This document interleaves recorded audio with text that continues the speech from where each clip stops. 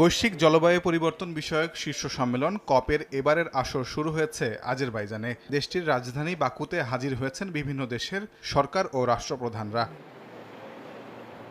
এবারের আয়োজনে বাংলাদেশের প্রতিনিধিত্ব করছেন প্রধান উপদেষ্টা ডক্টর মোহাম্মদ ইউনূস। বাকু সফরের দ্বিতীয় দিন সম্মেলন স্থলে তার সাক্ষাৎ হয় বিশ্ব নেতাদের সঙ্গে।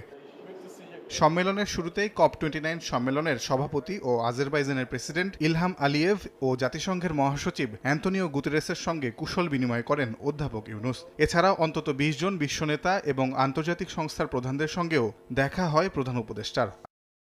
এছাড়া সম্মেলনের ফাঁকে তুরস্কের প্রেসিডেন্ট রিসেপ তাইয়েব এরদোয়ান ও ফার্স্ট লেডির সঙ্গে সাক্ষাৎ হয় অধ্যাপক ইউনূসের। এ সময় তাকে তুরস্ক সফরের আমন্ত্রণ জানান দেশটির প্রেসিডেন্ট। পাশাপাশি সংযুক্ত আরব আমিরাত ও মালদ্বীপের প্রেসিডেন্ট এবং ইরানের ভাইস প্রেসিডেন্ট সহ বিভিন্ন দেশের রাষ্ট্র ও সরকার প্রধানদের সঙ্গে সৌজন্য সাক্ষাৎ হয় প্রধান